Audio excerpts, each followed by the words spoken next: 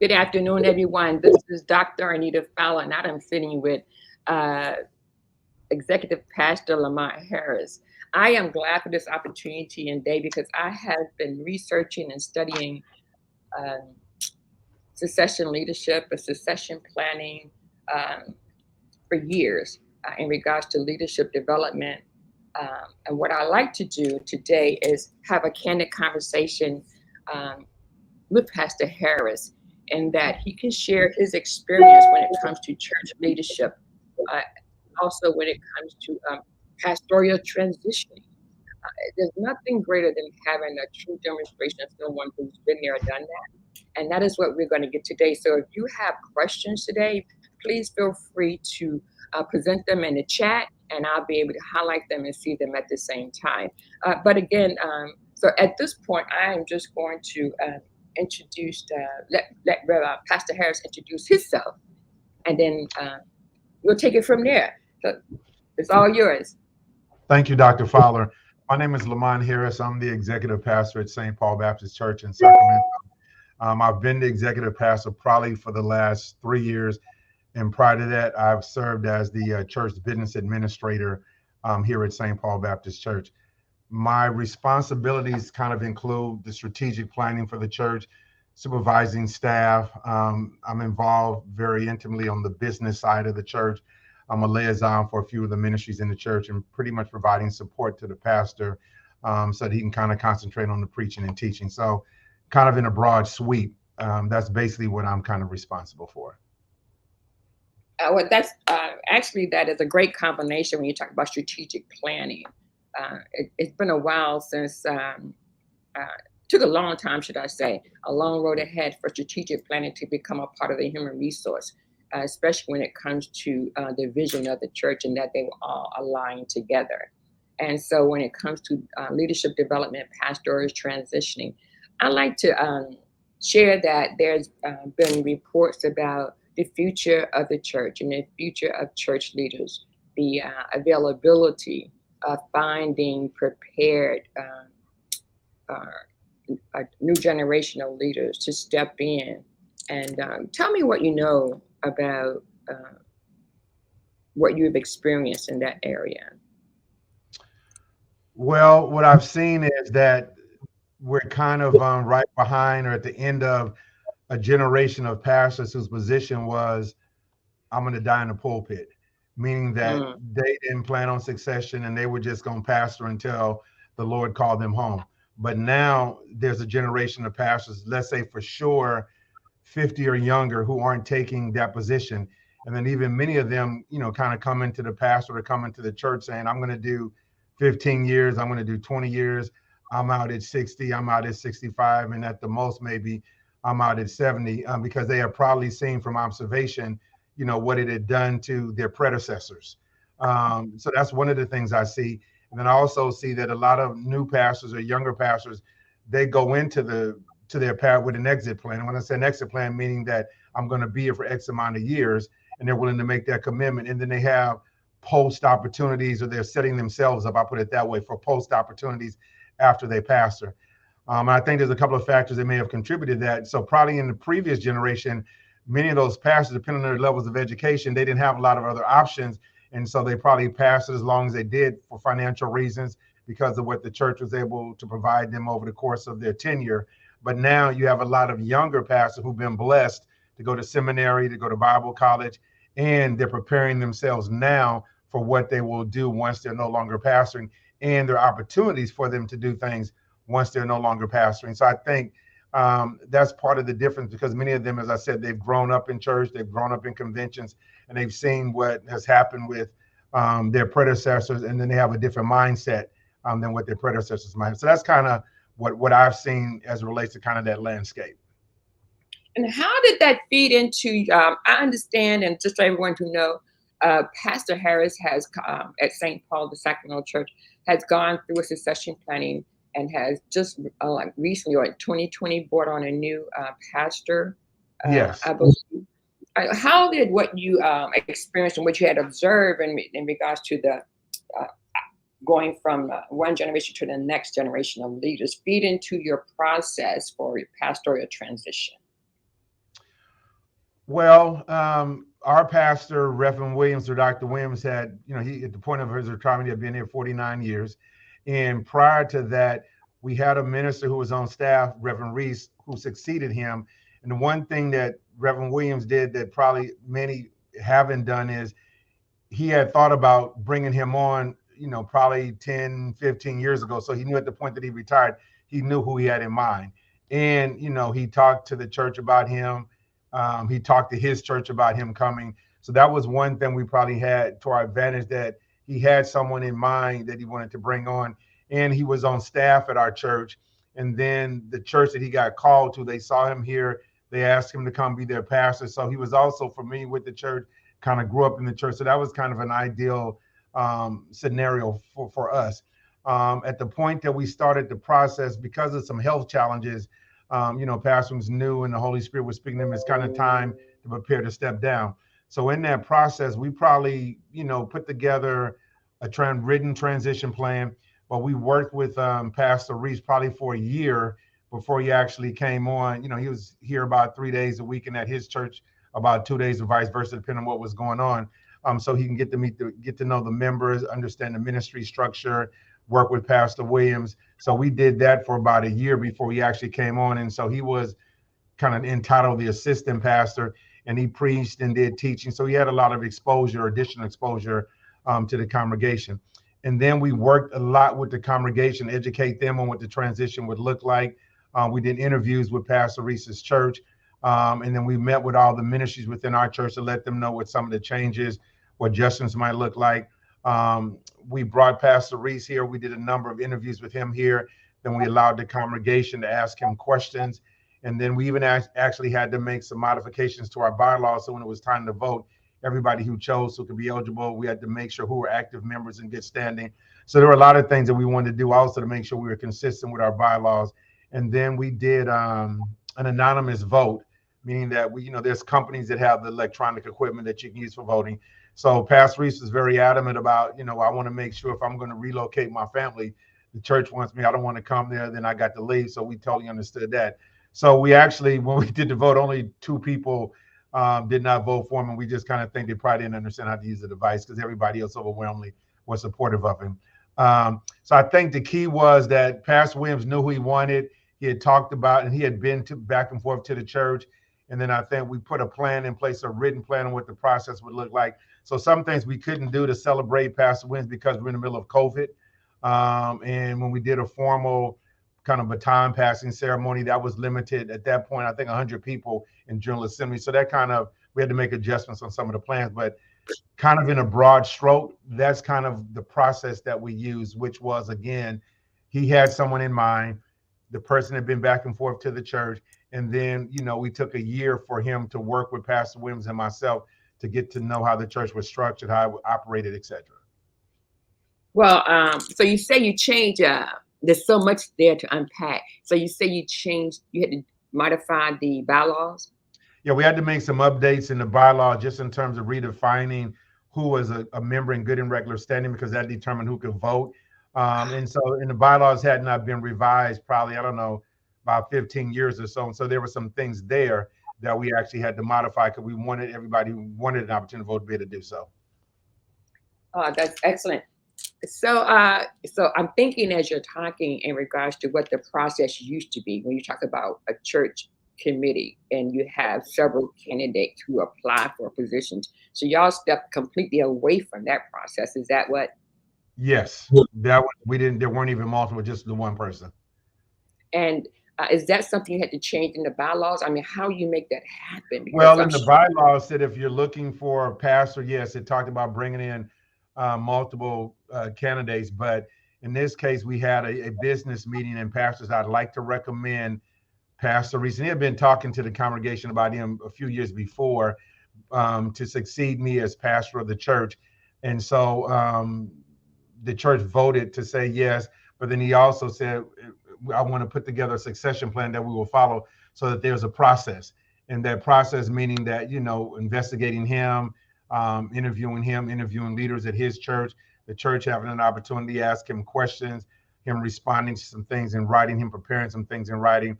And so the church was in agreement with that. And then they were in agreement with him being named the assistant pastor and working alongside Pastor Williams for a year, just so he could be familiar with the church ministries, etc. Wow. So from beginning to end, you made the plan look like what it needed to be in order to make it happen. So, and I bring that up in regards to communicating and having transparency because that is one of the very topics of conversation that congregation members was interested in the regards to the Bible study is transparency and having communication, and and even in any type of organization that is key, and the way you did that, that everybody was involved from beginning to end in regards to inclusiveness, made the opportunity to have one candidate and be able to vote on that candidate. And you started Well, the when we went process. to, go ahead. No, I said you started the process far out enough to be able to have that impact of Yes. positivity and influence. It was about a year-long process. And as a part of that team, there was a communications team. And that was very critical because we wanted to make sure that everybody in the congregation knew what was going on. We put together a timeline so people could see at this month, this should happen, this month, this should happen, this month, this should happen. So everybody would kind of be informed. We sent out a lot of letters, a lot of emails. So we definitely wanted to make sure everybody knew what was going on. So when you raise that point about transparency and communication, in this kind of process, that is very critical. When others have called me and asked about the process, I said, communicate, communicate, communicate, communicate, then communicate, communicate. So you're absolutely correct.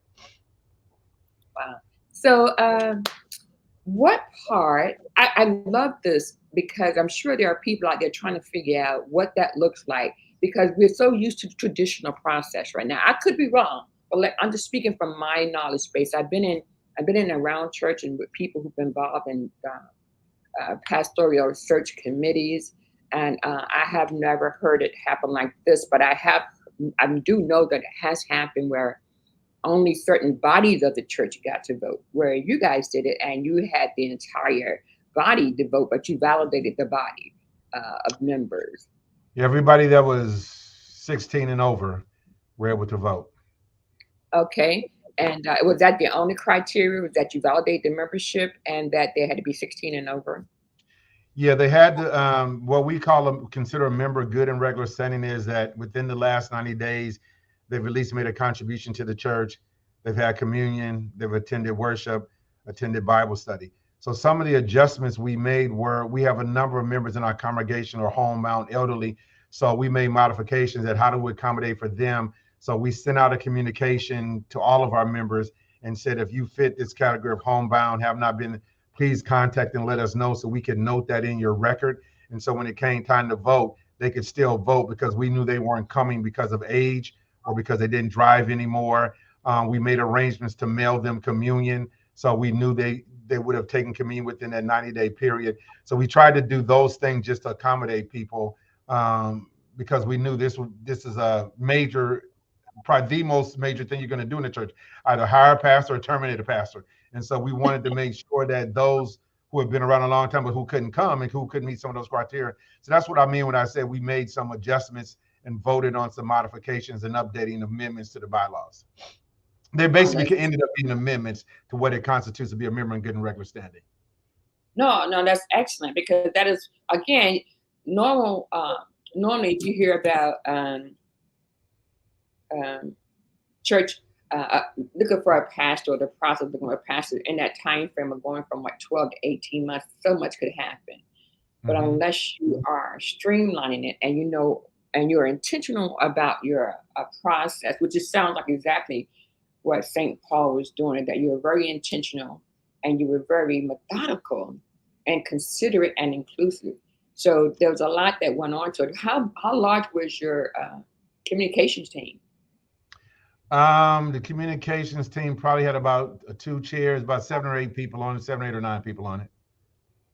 Okay.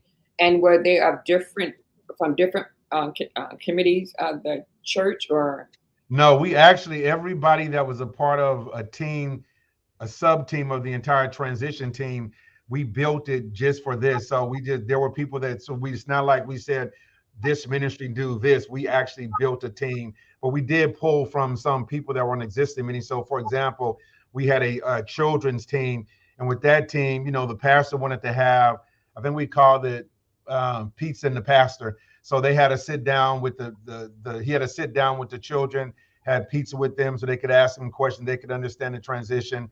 But the people that were two of the people that work with the children's ministry, they led that team, but we asked them to pull in other people, who were willing to work that were not a part of the existing children's ministry. And then we did the same thing with our youth because they had to sit down with him so they could ask him questions, they could let him know how much they loved him, that sort of thing. So we made sure that there were, we were doing a church-wide banquet, and we figured the kids didn't.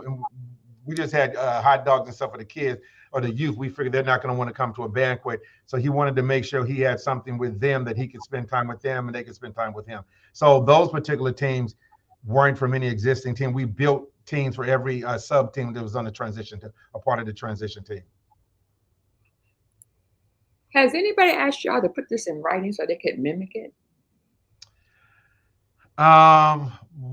One person has, and I've talked to people. So I mean, I may do that when I get some time. But when you go through it, and we're still, and here's the challenge: we were going through this transition during a worldwide pandemic. So at the same time, we were having to navigate that, and then at the same time, our senior pastor who was retiring, his health challenges were increasing. So that even didn't make it an insurmountable challenge, obviously, because God is sovereign and all powerful. So obviously we Yes. made it through it.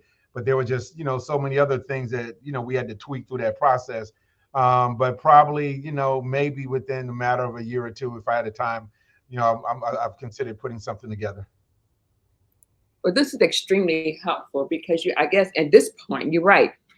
I was just sitting here calculating the time that Pastor Reese had been at St. Paul previously. I had to do my background research, and just to Mm-hmm. let you know why this is really interesting to me is because I had my undergraduate graduation at St. Paul's.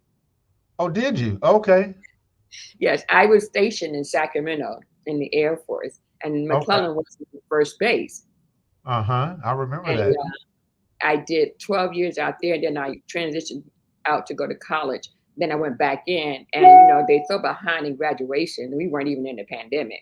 That by the time they had a graduation, the African American students held the African American graduation at St. That's right. We did that for a number of years. Yeah, and so it was a great experience. When you talk about the Black experience, it's not just uh, day to day or Sunday to Sunday experience. It is all inclusive. Like my life was surrounded by the Black experience. I met Dr. Joy Johnson as the first person uh, on the West Coast when I was stationed out there, and from day one, we're talking since 1980 is when I entered the military, and Wow, that's I met 40 years. her. Yeah, I met her at New Testament Baptist Church. Reverend Cummins. Yes, I do. Yeah, God bless his soul. And so Yeah, he and Reverend we Williams have are very good friends. said again. He and Reverend Williams are very close friends. Yeah, and so my life started, my educational life, my career life, my life out of New York away from my family started in Sacramento, California, and I remained there until 1992. That was a long time, but Wow. um, military work wasn't moving people around as much by the time I joined. And Mm-hmm. so I was able to do school online and in person, thank God. And so, yeah, and so I spent time. So I knew about St. Paul and a lot of the other churches out there. And so I was grateful to know that when you were in the class, I was talking to Dr. Joy. I said, there's someone here from St. Paul. And when I gave you a name, it's just, again, become full circle, right? Mm-hmm. Um, Yeah. become full circle life. Church has been like, again, I agree with the report that church is the religion and leadership um, are very much connected. The church leadership, um, the community is very connected to the church. How did the considering the fact that the climate that we're in, you went through a pandemic, like in 2019. Reverend Reese came to the church with the intent of becoming the new pastor. But in 1920, I mean, in 2020, we entered a pandemic. Yes. So we entered the pandemic like March 13th. I'll never forget the day. My That was father passed away. the week of our church anniversary. See, and this is a landmark that people can say, what were you doing on 9/11? What were you doing when Mhm. the country shut down? So we are always impacted by the trauma that we experience, in our life, and our value system is impacted and influenced by it. My father had passed away in February of 2020, Oh, I'm and sorry. To hear we were just coming out on the end of that when, of course, we were still dealing with state items and issues, but we had to deal with it in a pandemic. that. Hmm. And in church, we were transitioning. I attend Free Baptist Church, and we were transitioning our Sunday school uh, platform. And so we were beginning to enter into a planning of new curriculum, direction, and so forth. And we had two meetings, and then we had to go into shutdown, and everything became virtual. And Hmm. so we were building a plane as we fly it. I'm sure you guys were doing the same thing in regards to this Absolutely. transition. So you were the creator. And at that point, it's fair to say nothing was there. There was there was no normal, but yet you were creating a new direction as well as a new normal. Yeah, I would say during that time, I would say to people there was no blueprint. And actually, you mentioned Joy Johnson. She convened a group of pastors. I was probably the only non-pastor. We were meeting, I think, twice a month, sharing, ideas and who's doing what, what's working, what's not working. So you're absolutely correct. So once that pandemic hit, we put together a COVID-19 task force. And we kind of had like five components. So one was congregational care, one was a communications team, one was a health team, one was the worship team, and I forgot what the fifth one was. And so all of them kind of work together so we can make sure we're communicating with the congregation on a regular basis, what's going on. We had to make a lot of changes in terms of our worship, and then how are we caring for the congregation. We had a team to do that, and then we had a health team to keep us up to breast. What is the CDC? Because what happened, as you know, CDC was saying something, the state was saying something, Oh then our yes, local health director was saying something. So how do we translate all of those to make sure we're doing locally? Because everybody's interpreting either up or down who says what. So that was kind of a challenge. Um, so that was also part of that communication because there was specifically a communications team for COVID, but we also had a communications team when we were beginning to deal with transition. So we had to make sure that they were kind of communicating with each other so that the messages were going out, were consistent and people knew what was going on. So you're right. Everybody had to make shifts, and everybody had to do things differently than they had done before. But I think to me, I saw the pandemic as something that was redemptive in this sense that it caused the church to look at it, what it was doing, what's important. And I always use our church as an example. It caused us to look at the way we were doing things, what were things we needed to continue to do, things we had talked about changing or looking at that we didn't. It forced us to do that. So clearly, I didn't like the amount of people that died as a result of the pandemic. I didn't like the fact that if you experienced a death or an illness, you couldn't go see your loved one. But from the church standpoint, I think, and other churches attested to this, it made us really look at what are we doing, why are we doing it, what's effective, what's not effective, what do you need to continue to do, what do you need to discontinue. And we learned a lot in that process, and we've incorporated a lot of what we learned. And it made us think. And I think ultimately God knew what He's doing. I always say it was no accident that I was working at the church during the pandemic, doing a transition, and doing the retirement as senior pastor. And I had worked with Pastor Williams like 38 years, so I knew him, his family, and our church very well. I mean, we just worked side by side. So I said, well, this could have happened at any time. So God knew what He was doing. And even in your case, the fact that you were doing what you were doing in ministry at the time you were doing it during the pandemic, I just feel like God knows what He's doing, and that was no accident. He was with us because it could have happened 10 years from now, it could have happened 10 years ago, but it happened when it did. So I look at what do I need to learn from this, and what is God doing? What is God saying to us? absolutely.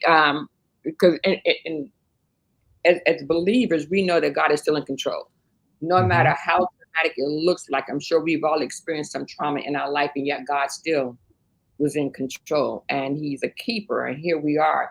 And yes, loved ones, it was horrible. It was horrific. I don't think that no one, there's not a person that was not touched by Absolutely. loss, whether it was directly or indirectly. It was just uh, something we will always speak about, and will always be the foundation for how the church moved Absolutely. forward in regards Absolutely. to the fact that things that we discovered as a church body, and I'm sure we're not, Black church is not the only one, but as a church body, there are things we could have been doing already that we were kind of forced to do because of the pandemic, that we could have been doing um, prior to a pandemic or despite a pandemic, in regards Ab- to virtual membership, um, Absolutely. people who have been able to be stationed across, I was stationed across the country, and, I enjoyed being a part of the chaplaincy process, and grateful that we had a religious component in the military, no matter how far out in the desert we were.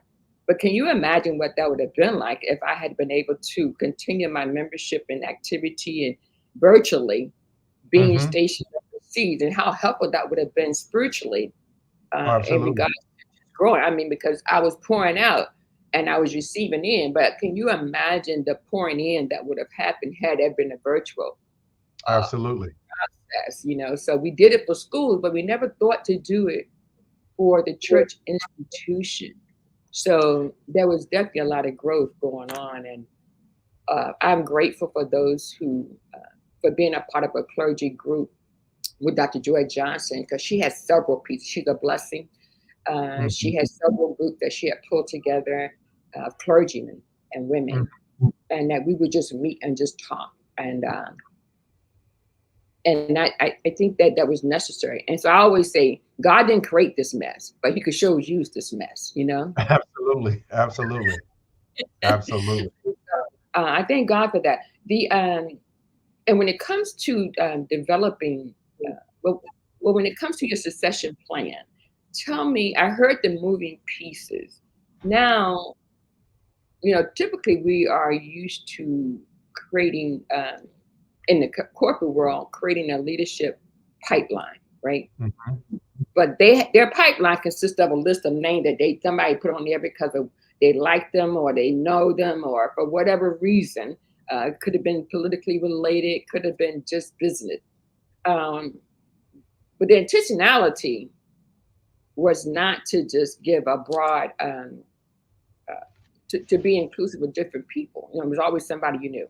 And that was the Mhm. thing that I kind of learned as I was in executive leadership in corporate America. It was like, oh, they said, here's a list of succession, for my succession leaders. And at the first time I heard the word, and as I was doing my research in leadership, because I think it's necessary to understand that not only choosing the right leader, but choosing the right leader for that time, Right. because we're facing a multi-generational um, season where Church. there's 5 generations. We're Absolutely. facing a phenomenon, as you know, in the class that we attended. Hmm. My ears just went up when she addressed the fact that we had a phenomenon of 5 generations in our congregation as well as in corporate America. And so, my question to you is, when it comes to succession planning now, is you said you would try to find some time to map it out. Is there anything that you learned that you would do differently after going through the process?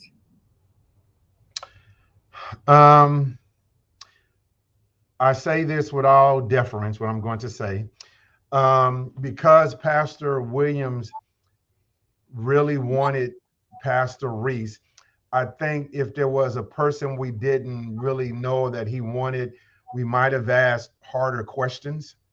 Number one, and I think we probably would have asked some questions related to leadership styles that we kind of found out that that's kind of um, some after he got here, but I think which is not a problem. But I think because people, so for example, when you have a leader, Pastor was almost a pastor here for 50 years. So from his generation, there was a type of leadership style that he had. And so, and this is not for me, this is just hearing feedback from members. So Sure, one of sure. the things that happens is Pastor Reese's leadership style is very similar to a lot of younger pastors now. Is they're going to delegate a lot of responsibilities to other staff or other members. They're not going to do every funeral, every wedding, and there many of them are the old school pastors that might have been like Reverend Cummings, other older pastors. They going if you go to the hospital, they're gonna call you. If your father go to the hospital, they're gonna call him. If your grand so the newer they're not doing all of that, which is not a good or a bad thing. So I Right, think just for the congregation to know, okay, here's how, and that's always going to happen when you have a new. Here's how Pastor Williams did this, so I'm going to do this way. So you hear that from me, you know that. So I think that would have benefited. I mean, I kind of knew that, picked some of that up in interviews, but I think that would have been beneficial, probably for that to be stated. Well, my pastoral style is 1, 2, 3, 4, 5, and then I can make a decision. Well, do I want, or do I really need to hear my pastor call me if I go to the house, or if I know if he says no, you may not get a call from me if you go to, but you will get one from the deacon. You will hear from a staff person. Then if they know that, then that's fine. I make my decision. So I think that might be one thing. But again, in our case, the congregation trusted the leadership of Pastor Williams, and he had never had really made any other kind of bad decisions, and that's who his interest desire was. And so that people just kind of said, yeah, that's who Pastor wants to succeed him, so that's who we're going with. So that was kind of one thing, not from me per se, that I heard from members that they wish that was kind of a part of the process. And that can go either way. Then the other reality is no matter who you get, there's always going to be, well, and if you're with somebody for 50 years who probably married you, buried your grandparents, blessed your children, there's just that kind of father patriarchal kind of relationship that's there. Whereas now, many pastors today, they don't have that, or younger pastor, they don't, and that goes back to a generational thing. Back during those days, the pastor and the teacher, they were the most educated people in our community, and so they were like these patriarchal leaders in our community. Well, today, you just said you've worked in corporate America. A lot of people, they've been in those places themselves, so it's not necessarily like the pastor and the teacher are the only people that are the most educated, the most progressive people. So a lot of the younger pastors, they don't see themselves in a patriarchal kind of role. They see themselves leading the church, preaching, teaching, which none of that is bad. I mean, that's just the time we live in now. Particularly right. if there's somebody pastoring the church, they're 50 years old, they're not going to be like someone who's a pastor who's 75 because they've come from two different generations. So I just think people are clearly understanding that. That would probably be the thing I would say, not so much to do, but to communicate or to make sure that information is out there.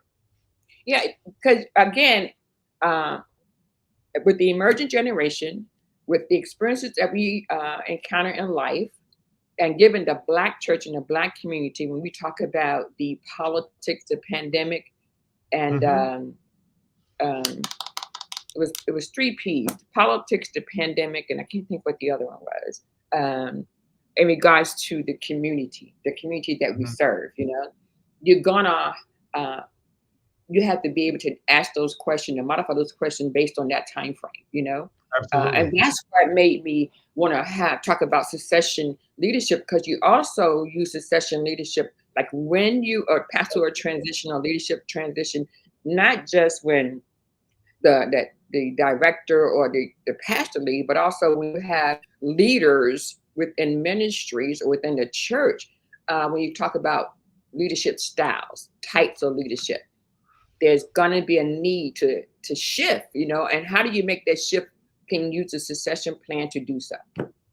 We're in that very place right now because a number of people, as you know, they probably served in leadership, because even some said, well, once he announced he retired, well, when Pastor leaves, I'm stepping down, because they were used to that kind of relationship. So there were some that said it, and then there were some that actually did it. And then you have people that were serving because Pastor asked them and they said yes. So when you get a new leader, not knowing him or his style, they want to step down.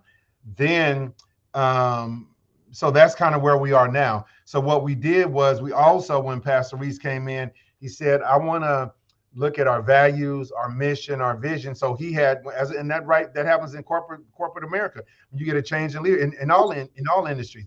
So he had new vision, new values, all that was introduced. So then in that same process, we said we also want to look at a new process for identifying leaders, because historically pastor might say, okay, Lamont, you're chairman of the deacon, would you serve another year? And usually the longer a pastor is probably there, he wants to work with people that he's been comfortable with, that he's worked with. So the downside of that is that means you have some people there a long time, and it doesn't open up doors for new people. So what we Yes. did was take a different approach, which was we had people submit their name.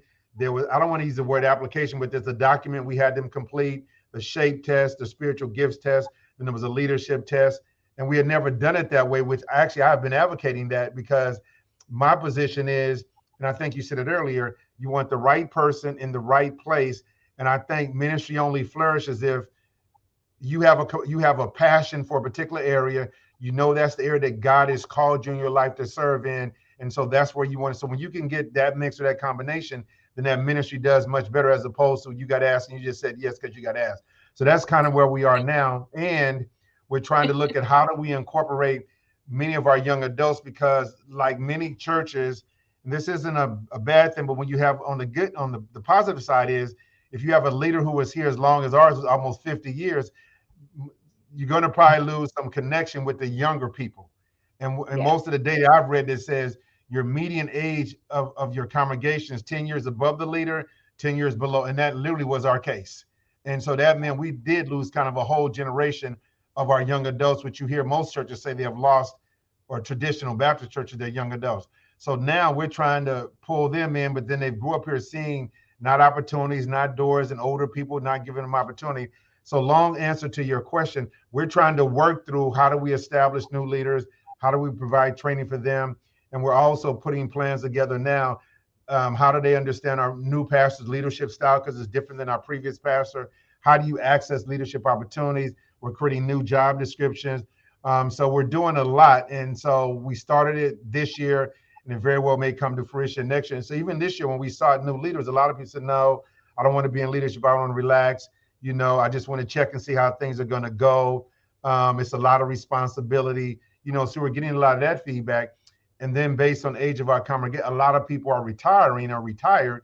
And so they're Yeah. not trying to take on ministry leadership roles, because we do have some pretty hefty expectations of them. So that's kind of where, but we do recognize there has to be a pipeline. So our succession plan isn't death or you can't walk anymore. The succession plan is you're going to serve for 3 years. You're out of here if you want to come back. The succession plan is we're always looking for somebody. The succession plan is we're looking for you to look for your replacement. And even that becomes a challenge, because a lot of people that are in leadership in church, that's the only place they're in leadership. That's the only place they get, I use the term, get their juice. They don't get it at work. They don't get it Yeah. at home. Yeah. So if I'm here at home, if I'm here at church and I'm Johnny Jones and chairman of this committee, well, I'm Mr. Whatever, but so they don't even want to give it up, or it becomes personal. So, and I'm sure everything I just said is no news to you, but those are all the challenges that we have. And so you're right, we're working on trying to create this pipeline, because we recognize it's needed. In the case of our church, is aging much faster than we're getting younger people. So that we definitely need to. That's a major challenge that's in front of us. Yeah. That's a lot because, ooh, I can't write and listen, right? Because I don't want to miss anything. So I've learned that I don't have to I know write. I I can talk just fast too. I can, no, no, no. I'm from New York. I can catch it, but the behavior of being a student is to take notes, right? Right. And so I had to realize and tell myself, "Girl, you can go back and watch the video. So just listen up, right?" So that's kind of where I'm learning. But I wanted to say there's so many challenges in regards to that, or nuances, and that is where it's not even a nuance. It's just something that is individuals who wanted to. One of the concerns of out of the study was that people are concerned that is a large percentage that are concerned with not having new generation of leaders to Mm-hmm. choose from. But at the same token, the um, because I have the stats, but I don't want to get into numbers. I just kind of want to say the large part of that is how, like you said, they delegate a lot of the responsibility. The new leaders are delegating a lot of the responsibility. At the same token, there are the leaders who leadership development in church is not the priority because the challenge is dealing with the what's urgent and what's important seem to compete. Mm-hmm. And so, like you said, you have to find the balance, and it's a learning process. There's no blueprint for it. Yeah, one of the things I've seen is that growing up in church is a lot of times the pastor gets who he can get that's available, because a lot of people are, there's a lot of things that are competing for people's time, and then once you get them, sometimes people get in there, then they feel like the ministry is theirs, and then sometimes when you have a pastor that's a pastor's heart, well, I don't want to move Mhm. them because it's going to crush them. That becomes 1 year and 3 years and 5 years and 10 years. So there's a lot of that. So if you're in a corporate environment or in an outside of the church kind of environment, there's compensation tied to things. You just do what you have to do. But in the church, there's this side of, well, I don't want to hurt somebody and I want to be sensitive to them, and I know they have family here. So you have all those dynamics. But also, right, at some point, you have to do what's best for the church. And so one of the things we've done in terms of looking at this a different way, as we said, when we're looking for leaders, now we're looking for a chair or coach, but we're also looking for you if you want to coach. And by coaching, we're saying, if you've been in, so we're trying to make it easy for you to step down, because sometimes people don't want to say no to the pastor.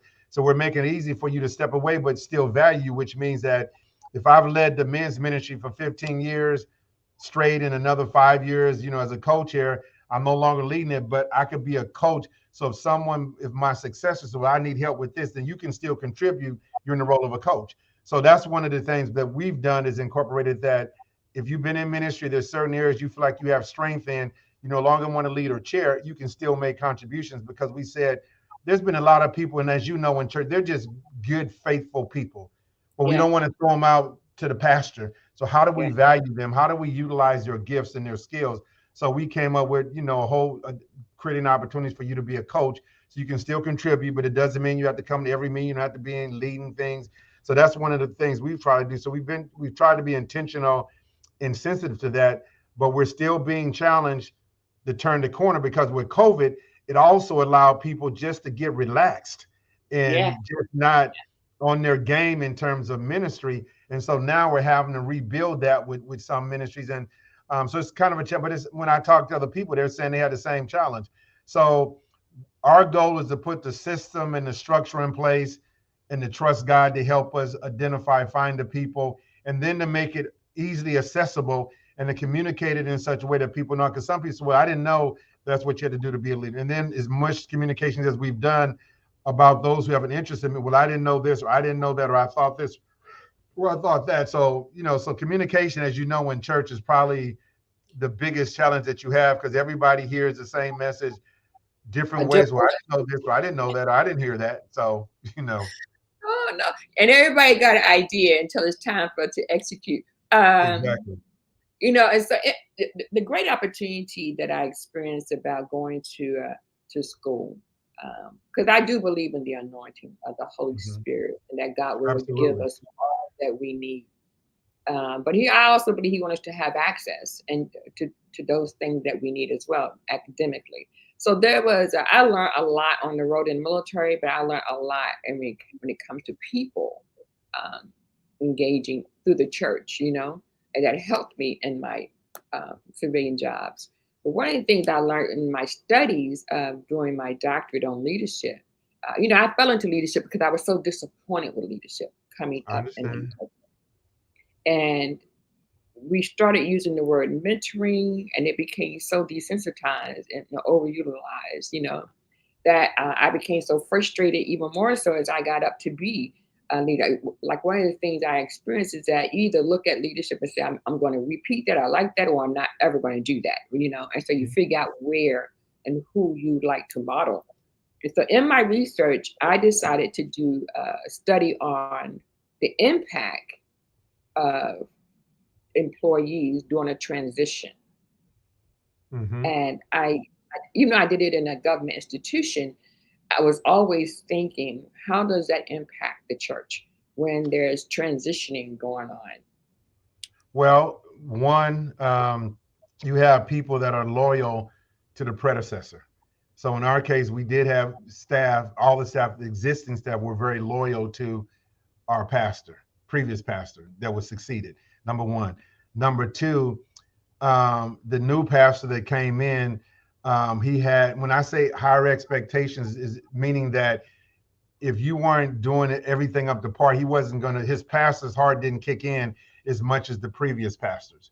Gotcha. Then he was also looking for stronger skill sets because the previous pastor, his position, I want to give you an opportunity. While the new pastor was, I want people to come in with the skills, education, and the background. So that's what I'm going to be hiring. So we actually have one person who retired the same about a year after, about a pastor retired in July. She retired in December. And she had been there 30 years. So she's at a point she could retire. And she had said when she heard pastor was going to be retiring, she was going to retire. We had a media person, and he probably it was probably time for him that he ended up being let go because we just had so many errors. And you did need a strong media person during COVID with all the things that had to be done online. And then we brought in, we brought in a company, then we brought in someone else. So now you have a situation where you've had long-term employees who have to get to know their new boss, if you will, and how he operates, the way he does things. So there is an impact on the staff, and then he has then we've hired some new people, and so when you bring on you might have in this whether it's church or not, if you got 7 existing staff and you bring in 3 or 4, they have their style there, so you're creating a whole synergy with your organization that there has to be some sensitivity in terms of everybody learning each other's style, how they work. And so now we're at a point where we're really having to do more work to build team, because before you had a set of people that had worked together 10, 15 years. And so now you're down to about 7 corporate that were there before, now with another 5 or 6. So how do you build team and synergy with that new group of people and understand the new pastor's leadership style, which is much different. His pastoral style is much different. So there weren't really insurmountable challenges. It was really just getting to know someone differently and getting to know as a leader and getting to know each other differently. And again, part of it is in the context of the pandemic. So the pandemic is causing things to change. Then you get new vision, new mission, new value. And so, for example, this year was our church's 75th anniversary. So we had to work through that, work through identifying new leaders. We worked with a company to help us evaluate our church, evaluate our staffing, evaluating our ministry structure, and help us put together new vision, new mission, new values. So that's a third thing. And then learning and getting to know a new so all those 5 dynamics were going on this year. So actually, last year when we met with our ministry leaders, they were preparing ministry plans. We said, wait a minute, that's going to be a whole lot plus a lot of ministry activity. So we put a lot of ministry activity on hold, except for the children, youth, young adults, and our seniors. So we said, people are going to be juggling a lot of hats. We're doing a lot of celebrations for our 75th. We're meeting with groups and ministries about vision, mission, values. Oh, and also we're changing our governance, moving from a congregationally led church to an elder led church. So all those 6 things were going on this year. So that's why on the ministry level, we didn't do as much as we've normally done. So plus that's in the context of working through a pandemic. So that was Wow. a lot. Yeah. So in Wow. light of all of that, and the staff had to work with and work through all of that. And again, there's a whole new set of people. How do you work together? How do you work in teams to get all these things done, or all these moving parts with the new leader? So, just quickly, you said a congregational led church versus an elder led, which is, give me what is that? So congregationally led church basically means that the church kind of makes the final decisions, and all decisions are brought to the church to vote on them, which is traditionally what a Baptist church does. Most Baptist church, particularly traditional Yeah. Baptist church. So by going to an elder-led church, that simply means that for example, the church may vote on the budget. A lot of questions vote on the budget. Now the elder board, the budget, finance and budget committee will bring that budget to the elder board. Elder board will vote on it, approve it, then it just gets presented to the church, but they're not having to vote on it. So the only things that will kind of be in the church's hands for the kind of decision making is hiring a pastor, terminating a pastor, taking on a large mortgage, or buying or selling property. But everything else, discipline, and then the other side of congregation led church, when it comes to discipline, the pastor's a single person pretty much that kind of decides that. Or when it comes to, and then there's no entity, if you will, that was holding the pastor accountable. So now with the elder board, now the pastors, myself, the senior pastor, we have a pastor, pastoral care, pastor discipleship will be accountable to the elder board. Whereas before, the senior pastor wasn't accountable to anyone per se, but the staff was accountable to him. If there's a discipline issue, that will go before the elder board as opposed to one person being the pastor. They have to make a decision. So let's just say, for example, my wife and I get into it. And she comes and talks to the pastor. Well, he likes me. I've been working for him for a long time. Well, I'll work with Lamont. I'll talk to Lamont. I'll counsel Lamont. Whereas it may go to an elder board. Well, no, we want to do an investigation. We want to do. He said, no, Lamont needs to be on leave, or we need to turn because you got more heads in the Bible Yeah. talk. So elder, and what I've noticed, probably in the last 15 to 20 years, more African American churches are going to elder board, particularly larger congregations. So, as an Okay. example, we've had business meetings that have gone an hour and a half, hour and 45 minutes, and much of it is just going back and forth on budget or back and forth on smaller things. Whereas if an elder board here's all the facts, here's all the information, they decide you just let them know, here's a copy of our budget, and we want to provide it to you for information, and then you're done. But you're not there all night. And then, so I would always say, so what if we have 500 or 600 people in the business meeting, and everybody's asking questions on every single item? You'll get nowhere for it. So it's just a more efficient way of Yeah. operating Yeah. the church. But the key is you just have to get the right people on there. That's what's Yeah. important. The downside that I hear is some churches where they have an elder board, they have all yes people, and they're not people that's going to confront the past. When I say confront only or challenge, meaning let's have a discussion about that. So just because that's what you want to do, okay, that's fine. Let's go to the next thing. So, but I clearly see from my experience here on the way business meetings go. And I mean, I know churches have had 2 and 3, 4 hour business meetings. But so I see it from a operation standpoint, it's more efficient. You have more heads in decision making. There's higher levels of accountability. So I see a benefit to it. So that's what I mean when I say congregational versus elder led. So we put together an elder task force, and they've Okay. been working for about 18 months. And we just finished 2 weeks ago doing a vote, which it passed. But they did the research, we distributed that to the congregation. They made a presentation to the staff, to pastor, myself, then to all the staff, then to the deacons and trustees, then to all the ministry leaders, then to the congregation. So we went through every level of leadership to explain it, doing Q&As, and then we, opened it up for a vote. I could talk to you all day. You know that. I mean, I'm looking at I wrote down a couple of questions or thoughts so I wouldn't lose them because I know we got like 8 more minutes left, right? Well, I we can do a wanted, part two. Just, uh, I'm definitely open to that. I would not have a problem with that at all. that is wonderful because I think this is necessary for churches to learn and people to listen and learn, and that there are models being made, someone they can reach out to who's been there and done that. Because like you shared some things that you could have asked questions about in this process, even though it was a great process. You were building a blueprint. You learned some things along the way. And I was going to ask about this. When I did my study, the thing that jumped out to me was the results of the study. When I talked about um, the impact of leadership styles during transition, right? Just Mhm. take out the corporate America and just lay it over a church. What is the impact of leadership style? And so I discovered that there was tools you could use. I didn't have to design my own tool. That was the great thing. But there were tools you could use to determine that the survey that your employees took that helped to determine the outcome, Mhm. what type of leadership style they had and what type of leadership style they wanted.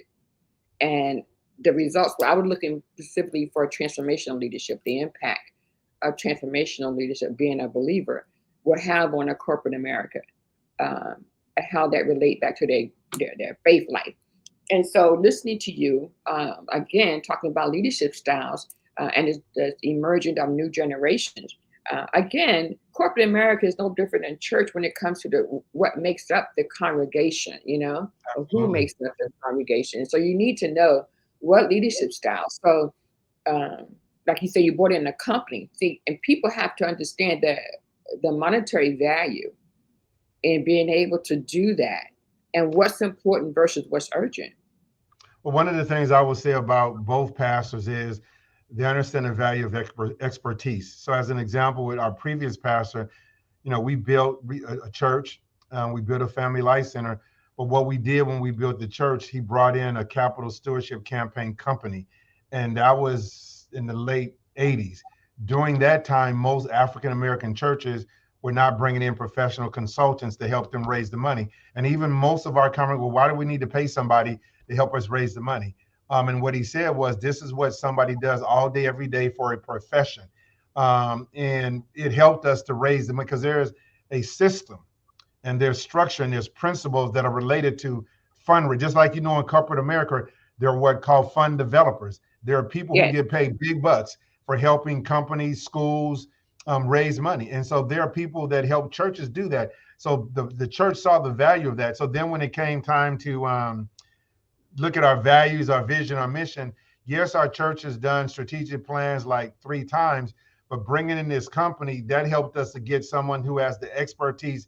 This is what they do, helping churches to look at them, raising the right questions, because this is what they do. So to your point, you may spend some money, but it pays for itself in the long run because of the results that you get. And that's one of the things a lot of churches don't want to do is they don't want to spend the money. But if you spend the money, it's almost like if you have a facility manager that really knows what they're doing. They're going to save you money because they're going to catch stuff wearing out or going out. But if you just have a nice guy who's a handyman and, okay, I'm going to hire him to be our facility manager because he has a lack of knowledge, it's going to cost you what he doesn't know. So that's the thing, that a lot of churches don't get. But again, the younger pastors, because older pastors, they came up through a time when there weren't a lot of resources. So they may do Right. what they could. In the minute the church are going to paint the church, they're going to fix this, they're going to fix that. But now all of those guys are getting old and they're retired. The younger guys don't want to do it. So you have to pay for things now that you didn't have to pay for before. But most of the younger pastors, they understand that, and they understand that you get what you pay for, and they understand that. So part of it, to your point, is just understanding the dynamics of the time that we're living in. And that's part of what we learned there at Howard the day we had the presentation on the 5 generations. The way each one gets communicated with is totally different. The way each one gets engaged, and that's almost going to become an art as churches are aging. And if you're doing really well, like at your church, Alfred Street, you have 5 generations, but your pastor, he does an excellent job preaching in such a way that no matter what age you are, he could catch you and you feel a relevance to what he's saying. Although he will tell you, I'm old school, I still got a lot of my father in me, but still he does it in such a way that those who are younger, and with the kaya that you have on Wednesday, the young adult Bible study that he would lead, the Yeah. way he communicates. And so that's what we have to understand, that you have to figure out how do you reach that younger, not compromising, that younger, generation. And a lot of the younger pastors figure that out, but at the same time, they have to make sure they don't alienate that older generation, because unfortunately, that younger one isn't going to contribute to help you pay your bills. That older one, you don't want to alienate them because they're the ones that's tithing and giving, that's helping you to keep that church operating. So it's a balance. That's one thing that has never changed. You know what I mean? I come Yes. from a small church in New York that we can, I've, Blanche Memorial Baptist Church on the corner of Sunset Boulevard, Jamaica, and 110. And I've been there since I was 16. And now I'm in a large church. But because I come from a small church, and because of my life career, I know how to go in and just kind of function with Mm-hmm. ministers or with groups. I don't need somebody holding my hand, giving me an assignment. I just kind of go in and become a part of those. And I came into Apple Street doing things that I had never done. I didn't want to do the same thing, right? So Right. I do media ministry. I didn't know nothing about media ministry, but I wanted to learn. And I Mm-hmm. learned that they never get a chance to actually experience the worship service because of what they were doing, right? Mm-hmm. And that just kind of led me to have some different, you know, uh, things when it came to activity for the media ministry. And I evolved to be like the chaplain or something of that, or informal chaplain. I Okay. be part of the social justice ministry. I love social justice ministry, but I just never had been a part of a formal ministry. So I just did children's church. It was an opportunity to do things I had never done, right? But here's what I wanted to say about that. Uh, uh, Impacting and influencing and developing our ministries for children as well as young adults, mm-hmm. catching that emerging generation, like you said. And so, one of my thoughts was maybe the older generation can become, like you said, coaches and advisors, so that they're still present um, and utilized, as opposed to being like the key leader. I don't know how people would do that, but in regards to succession planning, can also be like an exit strategy as well as an onboarding strategy. Absolutely. And when we looked at succession planning related to leaders, because one of ours was, as I jokingly would say sometimes, is our succession plan is you have to die or you can't walk anymore. We have to be more proactive. And so how do we give an opportunity to people who want to get out, but they're uncomfortable, they don't want to feel like, well, I don't want to support the church because I'm stepping down. No. How do we do it in such that they can feel comfortable, but we still value them and they have this knowledge? Because I'm sure, like, in most churches, you got people probably been Sunday school teachers 40 years. So what do we do to make sure there's still a value, they can still contribute, and they don't feel like they got pushed to the side? So now there may be some push me to the side. I've done what I need to do. I just want to kick back now. Fine. But if there are those that still want to be engaged and involved, how do we do that? So we have to be creative. You have to be thoughtful, and some you have to be intentional about, because it's not going to naturally happen. Because most churches aren't set up that way. You got the new person and they forget about you. So we want to make sure in our church that that doesn't happen. Well, we have to have a part two, because I want to talk about leadership style, Okay. leadership transition, and the political divide. And because we're kind of like in the second civil rights era of Hmm. Reconstruction again. And leadership matters when it comes to the community and when it comes to the generation, that politics is like one of their top priorities, whereas before all our politics was in church. Right. And everything we needed was in church. And now church has to become that voice again, has to become that Absolutely. presence again. So I wanted to talk about that, and I wanted to talk about how do you develop new leaders to and the current leaders, so that there is no burnout, to prevent burnout or for recovery. Okay. Because if we having a challenge developing new leaders, then we're going to have burnout with the current leaders that we're bringing on, especially with the percentage of those who are young leaders, who are coming in more educated, more advanced, and can plan a future career while they're pastoring. The other thing that comes out of that is the whole conversation about mental health and ministry and mental health for leaders. So absolutely, we can talk about that. Yes. So I want to say thank you so much. Let me put Well, this note thank you down. for the opportunity. I appreciate it. I wanted to say the reason this is so significant to me is when I think about biblical or relevant information, I think about Moses and Joshua when you say preparing Mhm. Joshua, the future leaders. Or I think about David and his son Absalom when it's a time to lead leadership. So Absolutely. I came up with that title in regards to that conversation with my god sister that said leadership is a choice, a time to lead and a time to lead. Congratulations. So I'm going to close out. You're going to help me close out the last 10% of my book, right? Because Okay.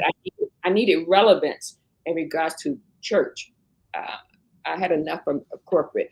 I really appreciate if you stick around for just 2 minutes. Okay. I'm going to live and thank everyone who tuned in, and you can always find Pastor Harris. How would they reach out to you if they wanted to? Is there an email that I can put Yeah, here, I'll or give you my email. I'll email you or text you my okay, email, and then that way okay. you can let people know what it is. Okay, great. Again, this is Executive Pastor Lamont Harris from St. Paul of Sacramento Church.